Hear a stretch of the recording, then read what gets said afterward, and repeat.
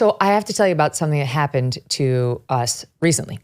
My daughter got asked to go to a Broadway show with a bunch of her friends. She's 12. And the name of the show is ampersand, Juliet.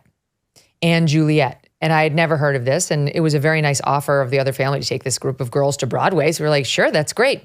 So I looked it up because I'm not a dope, just to make sure, I want to know what she was going to. All right, here is the description that I saw. If you just Google Anne Juliet, it'll take you to the website. It's the Anne Juliet website. It's not like some rando. And it says, created by the Emmy-winning writer from Schitt's Creek. Okay, that's a successful show. This hilarious new musical flips the script on the greatest love story ever told. Anne Juliet asks, what would happen next if Juliet didn't end it all over Romeo? Get whisked away on a fabulous journey as she ditches her famous ending for a fresh beginning and a second chance at life and love her way. Juliet's new story bursts to life through a playlist of pop anthems as iconic as her name, including Since You've Been Gone, Roar, Baby One More Time, Larger Than Life, That's the Way It Is, and Can't Stop the Feeling. All from the genius songwriter-producer behind more #1 hits than any other artist this century. Break free of the balcony scene and get into this romantic comedy that proves there's life after Romeo. The only thing tragic would be missing it. That sounds cute, right? Sounds like a little girl powery. That's good, fine, I don't care. Thought she'd enjoy it. So she comes home. She had a great time with her friends. She loves this gal. And I was like, well, what about the show? How was that? And she's like, well, it was a little weird. Like, what was weird about it? She's like, well, there was a lot of trans stuff in it. And like trans love and trans kissing and trans. I was like, what? It's been a while since I've read Romeo and Juliet, but I don't think that's not in there. And even if Romeo were to die, I don't think Juliet would go trans. I'm not, right? So I'm like, maybe she was exaggerating. I don't know, but you never know because Broadway's. So I did a little Googling when she got home and found this little promo that had been done. Clearly, I should have gone beyond the show page when I was researching the show before she went and found this little video by an actor named Justin David Sullivan, who stars as the character May, who now I understand is Juliet's best friend in the musical. Watch this. I'm not a girl, don't tell me what to believe. I'm just trying to find It's a man with flowers in his hair and makeup. Hi, and a girl's I'm outfit. Justin David Sullivan. I use the pronouns he, she, and they, and I play Juliet's best friend, May. While I'm in between. Anne Juliet is a contemporary musical that reimagines the classic story of Romeo and Juliet, where Juliet doesn't die and takes initiative of her own life, and it follows a group of friends coming into their own. May goes on a journey of self-discovery, finds love, and explores their gender identity. I am fiercely proud that there are characters in this show that are in conversation with queer representation and what it means to find love in a way that perhaps is often seen as unconventional. We wanted to make the story kind of as accepting of all people and embracing of all people as possible. I've never seen a non-binary character experience in a Broadway musical before, so just to have that representation on stage is so important. May's experience just happens to be so close to my own, and I feel so lucky that I get to tell the story. I'm not a girl.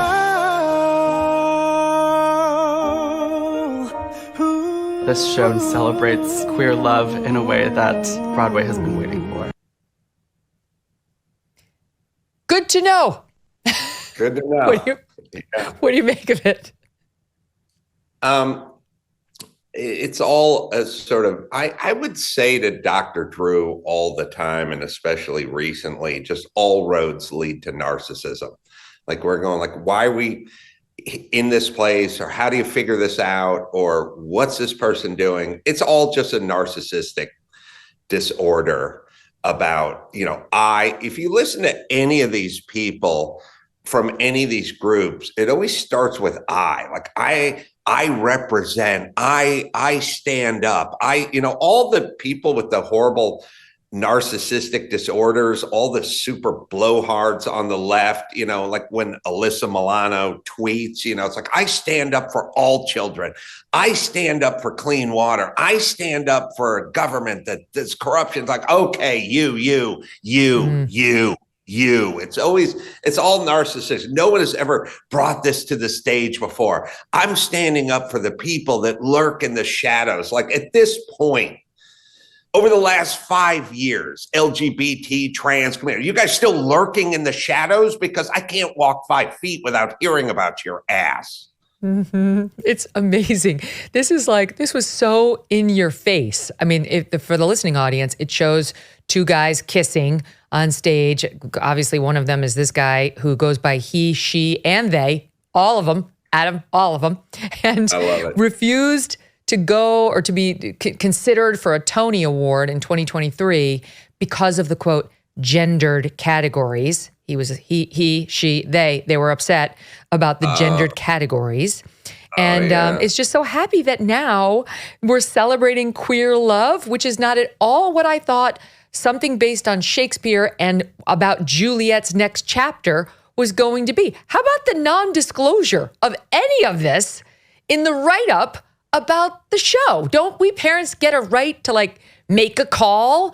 You could be sending a much younger child than 12 there. My kid and I have talked about these issues many times, but many haven't. This could be their first exposure to it. It's not up to Broadway to do that.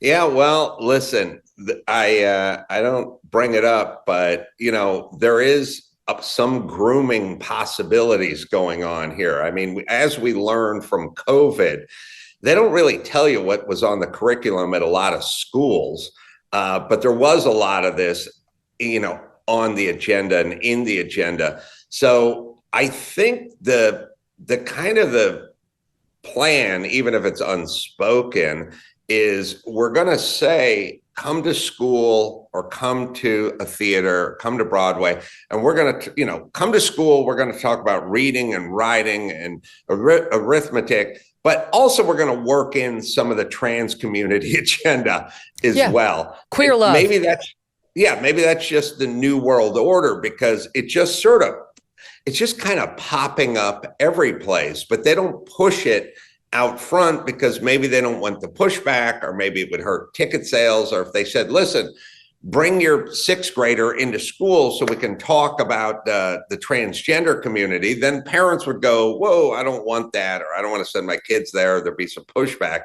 So they kind of leave that part off, and then they just sort of work that into the curriculum. So maybe that's what you would were think seeing. I would have learned my lesson last year. My audience knows I went to see Macbeth with Doug, my husband, and it was starring Daniel Craig, James Bond. I'm like, oh, this could be cool. I feel like I'm getting a little culture here.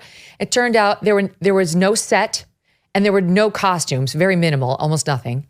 No set. They decided this is like the new cool way to do it with absolutely no money, I guess, invested into it. And it was supposed to be, I think it's 15th century Scotland. It was majority minority cast. So it's like, I mean, diversity's fine, but 1400 Scotland, pretty sure it was pretty lily white. And the person playing the king's son was a girl who had a blue mohawk type hairstyle. And of course, then the play opened with a guy coming out in a wheelchair. I mean, it was every single category you could. We didn't learn our lesson. We keep going back and keep getting more of the same. Know what you're getting into next time, peeps.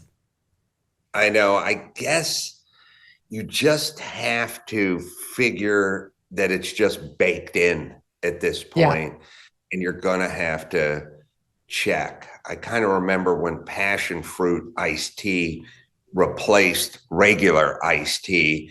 And I used to complain all the time because I love iced tea. And in California, they started replacing it with passion fruit iced tea, which tastes like someone took a scented candle and just dunked it in warm water.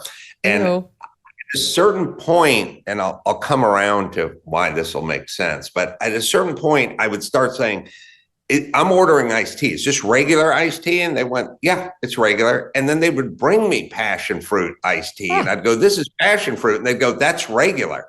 And I'm saying all the trans stuff, or the Mohawks, or the female playing male roles, or the handy capable people, it is now just regular. You're just going to have to assume, if you go to a Broadway play, that is what you're going to get. Let me tell you a story about a guy named Leo Grillo. Leo was on a road trip and came across a Doberman. This dog was severely underweight and clearly in trouble. Leo rescued the dog and named him Delta. Sadly, Delta was just one of many animals that needed help, and this inspired Leo to start Delta Rescue, the largest no-kill, care-for-life animal sanctuary in the world. They have rescued thousands of dogs, cats, and horses too from the wilderness, and they provide their animals with shelter, love, safety, a home. It's dedication and everlasting love to animals. That's Leo's mission and legacy. Delta Rescue relies solely on contributions to stay open. And if you would like caring for these animals to be part of your legacy, speak with your estate planner because there are tax savings benefits there too.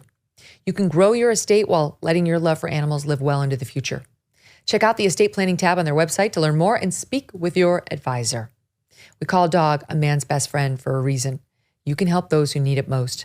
Visit deltarescue.org today to learn more. That's deltarescue.org. deltarescue.org. Hey, thanks so much for watching. If you like what you just saw, hit the subscribe button for more clips and full episodes.